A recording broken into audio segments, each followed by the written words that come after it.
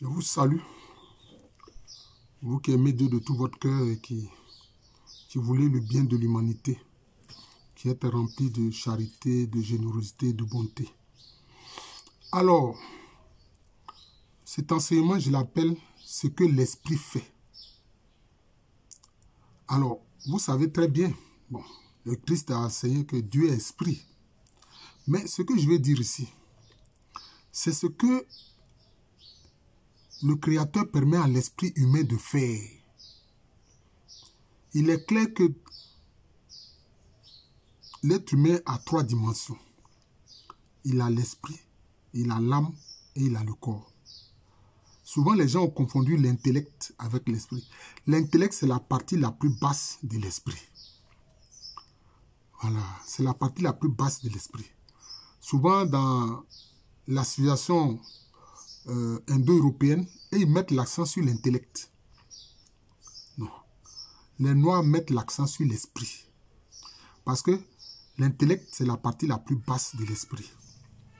Alors, excusez le fait que bon, l'image n'est pas claire parce qu'ils ont coupé l'électricité ici à Angré depuis 8 heures. Pardon, depuis 5 heures du matin. Voilà. C'est le cadeau que la compagnie ivoirienne d'électricité nous offre. Mais en fait, c'est une compagnie qui est française en réalité. Voilà. Alors, qu'est-ce que l'esprit fait? Si les gens connaissaient la dimension de l'esprit, ils verraient la grande bonté, la grande charité que le Créateur a envers eux. Bon, vous êtes là, par exemple. Moi, je suis ici. Si je veux penser à mon bureau, je vois tout de suite comment mon bureau est. Si je veux voir certains amphis dans lesquels je donne des enseignements, immédiatement, je vois comment l'amphi est. Vous aussi, c'est pareil. Vous comprenez? Vous aussi, c'est pareil. Si vous êtes dans votre lieu de travail, ou même vous avez voyagé, vous êtes à 1000 km, vous voulez penser immédiatement à votre maison. Mais vous voyez immédiatement votre maison en esprit. C'est ce que l'esprit fait. C'est ce que l'esprit fait. Hein? Il y a un ouvrage intéressant de Jean-Jacques Cantier et de l'autre, j'oublie son nom. Mais il montre que, par exemple, quand une personne pense fortement à une autre, parce qu'elle voudrait savoir dans quelle situation cette autre-là se trouve, immédiatement, elle est transportée vers le lieu où l'autre est.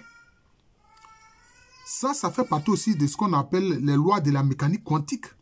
Ce que l'esprit fait là, c'est expliqué par la mécanique quantique. Vous comprenez? C'est expliqué par la mécanique quantique. C'est pour ça que Marcel Griol, qui a fait un ouvrage sur les Dogons, peuple africain qui est au Mali actuel et puis un peu aussi au Burkina actuel, mais il s'étonnait parce que les Dogons, sans télescope ni rien, lui ont parlé de l'étoile Sirius. Mais lui ont dit que l'étoile Sirius là, il y a une autre étoile Sirius qui lui est semblable, qui est à côté. Bon, le premier Sirius, c'est ce que je te dis, les auteurs qui travaillent sur la cosmologie ont appelé, ou sur l'astronomie, ont appelé Sirius A.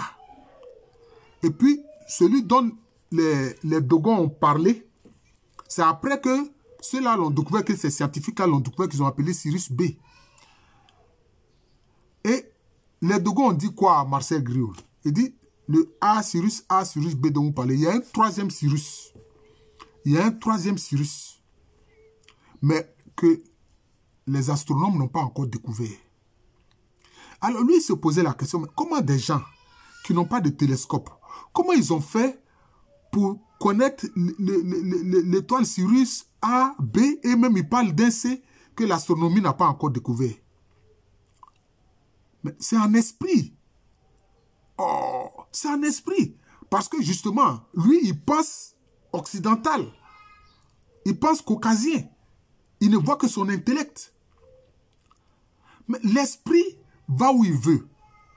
L'esprit peut pénétrer même l'intérieur du soleil. Même si le soleil fait 4 milliards de degrés Celsius, l'esprit pénètre là-bas et il n'y a pas de problème pour l'esprit. L'esprit va où il veut. Et en esprit, dès que tu penses à un lieu, immédiatement ton esprit t'y transporte. C'est ce qu'on appelle l'absence de distance quantique. C'est ce que la mécanique appelle, si je ne me trompe pas, hein, l'absence de distance quantique. L'absence de distance quantique, là, notre esprit le fait. Notre esprit, là, le fait. Évidemment, le cerveau n'est que, je peux dire, la maison de l'esprit. Et l'intellect, je répète, c'est la partie la plus basse de l'esprit. Être un bon intellectuel, avoir un bon quotient intellectuel, etc., c'est pas mal. Mais il faut s'élever au niveau de la hauteur de l'esprit. C'est comme ça. C'est comme ça. Vous voyez? Quand souvent certains prophètes, etc., ont des visions et puis ils sont transportés dans des lieux. Mais c'est un esprit. C'est un esprit. Je vais prendre cet exemple-là. Par exemple, chez les musulmans, il est dit que le prophète Mohammed a fait son voyage nocturne, hein, qu'on appelle, je ne sais pas comment on appelle, où il était sur un animal particulier, une sorte de cheval qui est ailé, avec un visage humain qu'on appelle Bourak, où il est allé justement à Jérusalem. Voilà. Mais aussi, il y a ce qu'on appelle son ascension, hein, où là, il est parti jusqu'au 7e ciel, hein, où il décrit les différentes étapes de ce voyage en esprit, hein, jusqu'à ce qu'il ait dit qu'il soit à la distance de son Seigneur, c'est-à-dire d'un jet d'arc, à la distance d'un jet d'arc. Et là, à la suite, il ne le dit pas, il dit que son Seigneur lui révéla ce qu'il lui révéla. Voilà, il y a le Isra, ça c'est le voyage nocturne, et puis le Mirage, ça c'est son ascension en esprit. L'esprit va où il veut. Alors si nous mettions l'accent, si les êtres humains tous mettaient l'accent sur l'esprit, ils seraient étonnés. Ils seraient étonnés. Ce que l'esprit fait, l'âme ne peut pas le faire. Non. L'âme a des limites. Mais l'esprit, lui, va où il veut. Si tu veux envoyer ton esprit dans Jupiter, immédiatement, ton esprit sera dans Jupiter.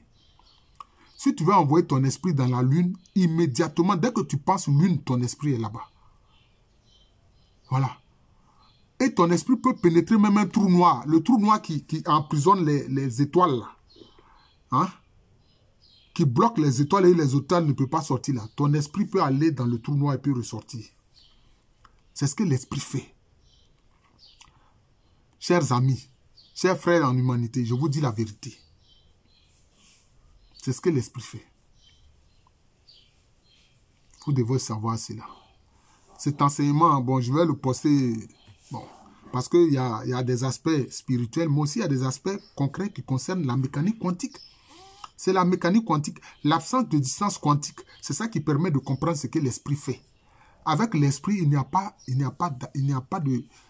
y a absence de distance quantique. Voilà. La distance n'est pas un obstacle pour l'esprit.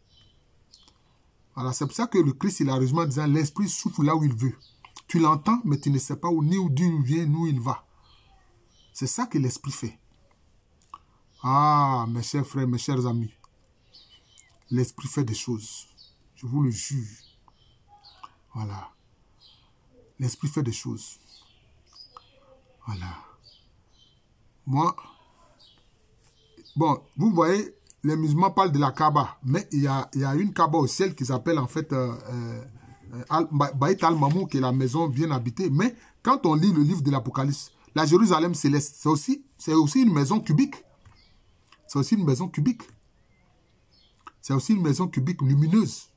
Sur ce point-là, de Baït al-Mamour et de la Jérusalem céleste, il s'agit de deux réalités en fait qui sont identiques, qui sont semblables. Voilà. Voilà. Mais aussi, ça renvoie aussi à l'être humain, parce que l'être humain, c'est un cube en réalité. L'être humain a 6 côtés. Comptez vos côtés là. De dos, devant, ça fait 2. 3 à côté ici, 4, 3, 4. Hein? En bas de vos pieds, 5. Au-dessus de votre tête, 6. Le cube a 6 côtés. Donc voilà.